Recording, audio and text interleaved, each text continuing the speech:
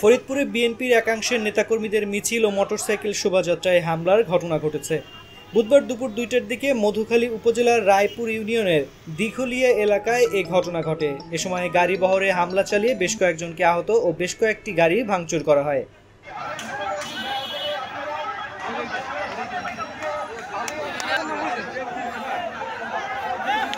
দলীয় ও স্থানীয় সূত্রে জানা গেছে, বোয়ালমারী উপজেলা বিএনপির সাবেক যুগ্ম সাধারণ সম্পাদক ও বোয়ালমারী সরকারি ডিগ্রি কলেজের সাবেক ভিপি শামসুদ্দিন মিয়া ঝুনুর নেতৃত্বে শোভাযাত্রাটি বের হয়।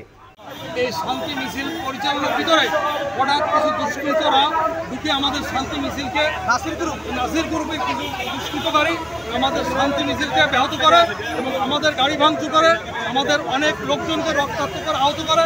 আমরা এর ক্ষোভ এবং নিন্দা জানাচ্ছি। আমরা আমাদের ড্রাইভার খুব আহত। আমরা জাতীয়তাবাদী দলের কাছে এবং দেশের শান্তি রক্ষা যারা করছেন বর্তমান, তাদের সকলের কাছে আমরা সুবিচার চাচ্ছি। ধন্যবাদ সবাইকে, সমস্ত সাংবাদিক ভাইদের ধন্যবাদ।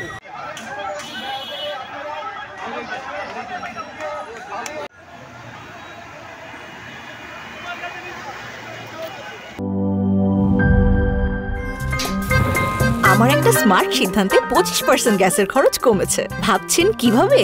সাধারণ গ্যাস স্টোভ বদলে আমি এনেছি আরএফএল গ্যাস স্টোভ। এর সাইন্টিফিক নজল ও ব্রাস বার্নার ক্যাপ সমানভাবে তাপ ছড়িয়ে রান্না করে দ্রুত, তাই গ্যাসও বাঁচায় 25%, টাকাও বাঁচে 25%। আরএফএল গ্যাস স্টোভ নিরাপদ ও গ্যাস সাশ্রয়ী।